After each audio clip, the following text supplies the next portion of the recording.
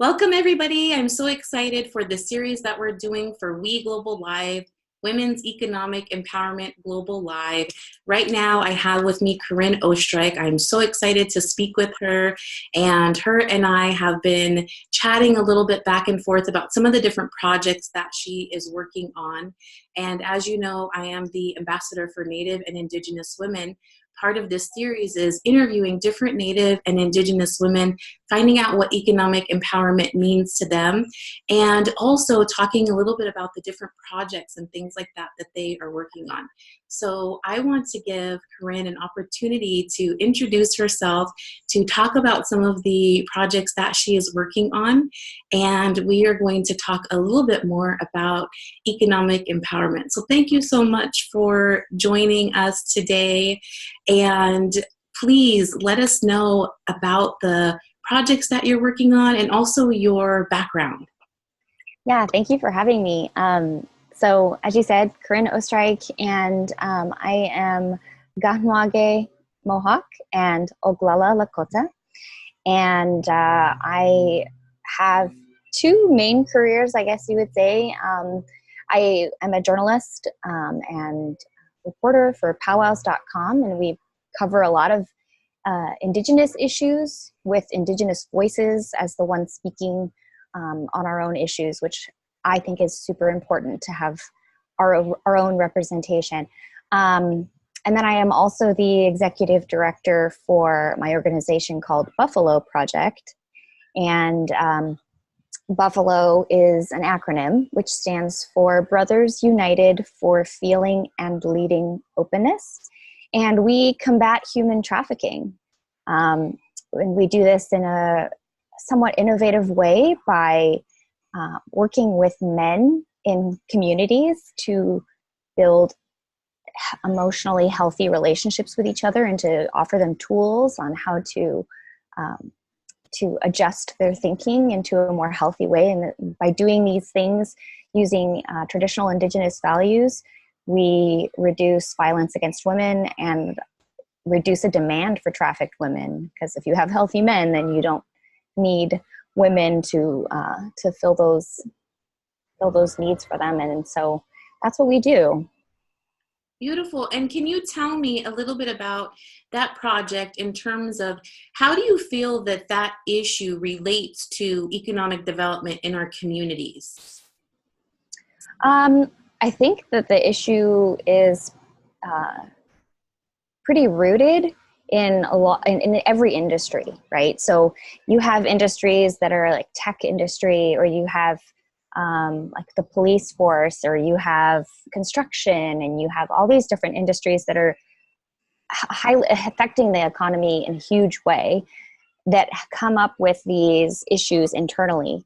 And then their HR departments are working internally with their own employees on said issues, either harassment or various other things.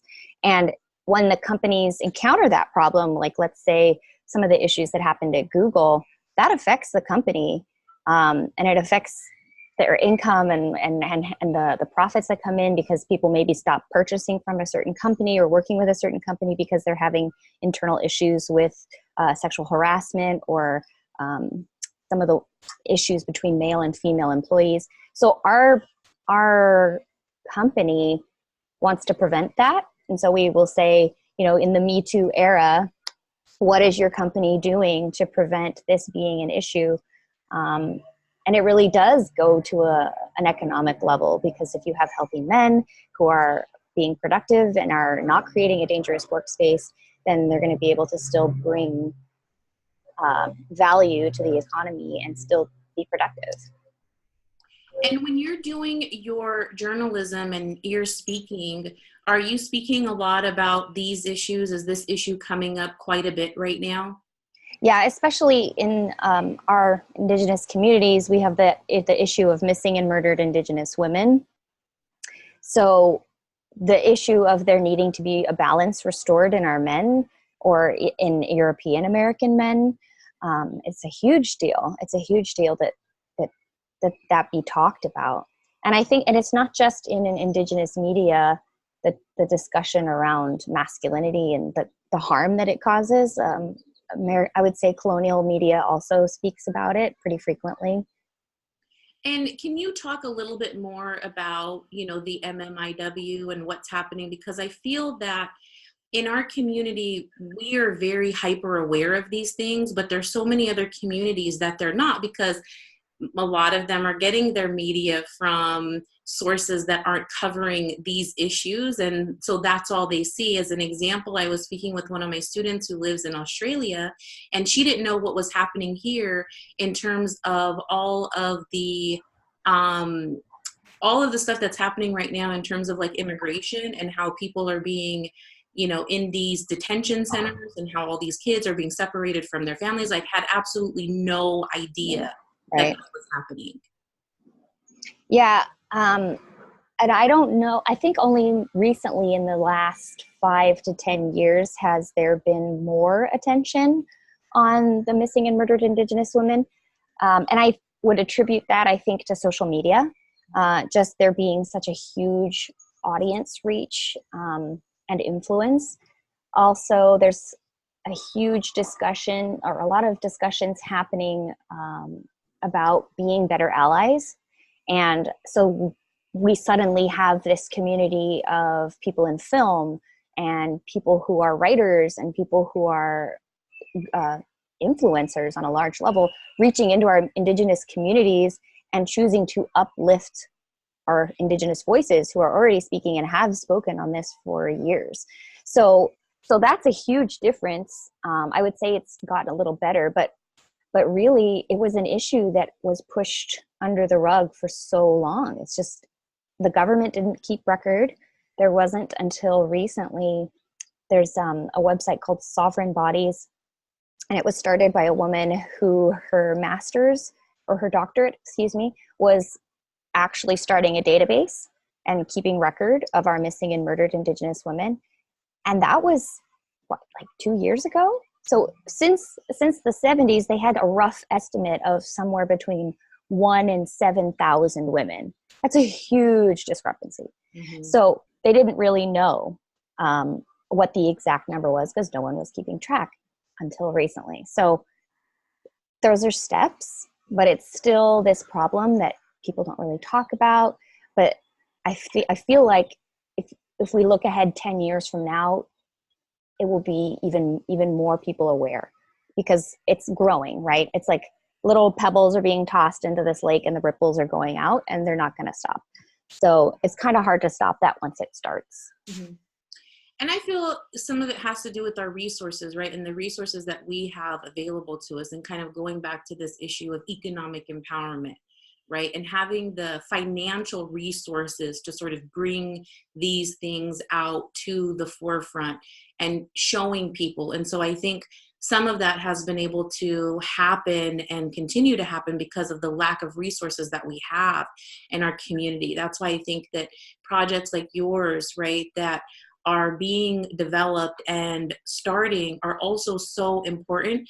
And it's so important for us to be aware of these things, and for us to also be contributing to these things, right? Because I think a lot of times people talk about the problem and they don't talk about the solution, or they're not actually actively looking for a solution. Right. So I love that you have seen that there is a problem, and that now you have created a solution to do that. And so let me ask you, when it comes to resources, right, and when it comes to your particular project, what are some of the things that you are doing right now to not just raise awareness, but to also raise the funds for that? And how can somebody who's watching be able to contribute to this project? So currently we are in the process of applying for a 501c3 status, which is our nonprofit status. But we're operating under a fiscal sponsor in the meantime. We don't have much in terms of funds at the moment, and this is really the beginning of that portion of it. We have two things going on right now that we're doing to bring in some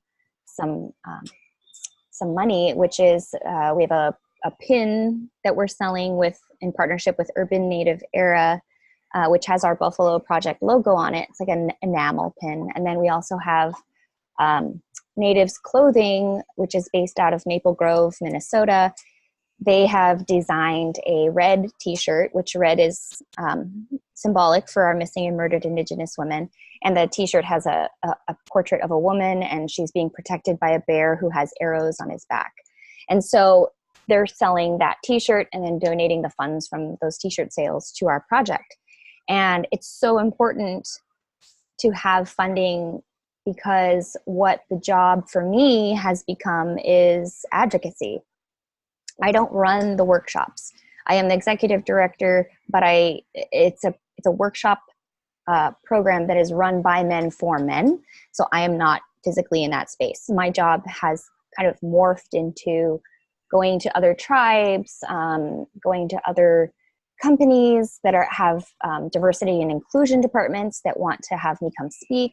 And then I tell them what we're doing. And I really just am speaking to the issue of missing and murdered Indigenous women, and to the issue of toxic masculinity in the workplace and in the home, and talking about how we offer solutions for those problems. And the ability to do that comes with being financially stable, traveling, because sometimes it's just getting your foot in the door. And once I'm able to speak, then other opportunities open up from there. And is there a website that they can go to reach out to you? How would they contact you if they wanted to contribute? So we have a website, www.buffaloproject.org.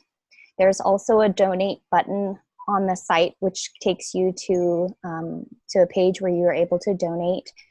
We also have a form on the main page where if someone would like more information or to have us come out and speak, they can write to me through there. It goes directly to my email, and I'm the one who responds. So yeah, that would be the best way to get a hold of us. And we're always looking to come visit and talk about what we're doing. And what advice would you give yourself, your younger self, or, young women that are growing up right now in terms of economic, literacy, and in terms of economic empowerment? And the reason why I ask is because I know financial abuse is one of the biggest forms of abuse that is really not talked about.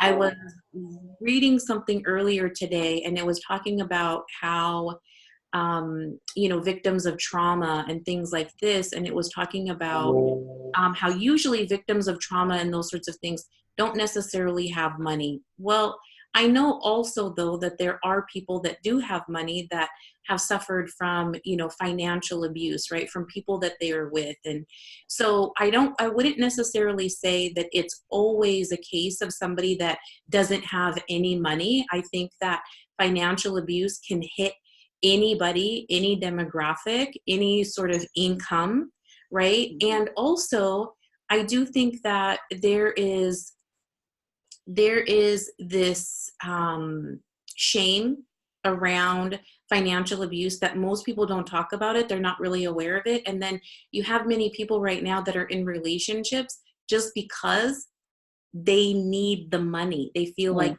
cannot survive without the partner. And so they stay in these types of relationships. So what advice would you give to somebody, one as like that hasn't entered yet into a relationship like that, to try and avoid those sorts of things? Or what advice would you give to, your younger self, something that you wish you knew growing up about finances and economic empowerment?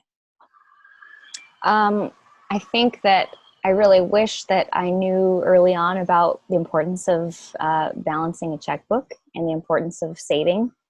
I think if I were going to give advice to somebody who was not yet in or was hoping to avoid a financially abusive relationship, that being financially stable all on your own is so important. To not have to rely on somebody is extremely freeing. But that's a tough one, because every situation is different, and it stems from upbringing too. Because if you come from poverty, you can't just tell somebody, well, gain financial stability and you'll be fine, because that's totally ignoring their situation to start with. Mm-hmm. But that being said, if somebody is going to, if you're in a relationship with somebody and they're already putting different controls on you, then that's some red flags that you should definitely avoid that relationship if you can. Thank you. And what do you feel is economic empowerment? What does that, when I say that, what does that mean to you, and what do you envision when you hear that? I envision economic sovereignty. So the word sovereignty comes to mind a lot. Like, if I have Indigenous peoples supporting my Indigenous organization, that is sovereignty to me. Like, not having to rely on wealthy European Americans for some of this stuff is what that means for me.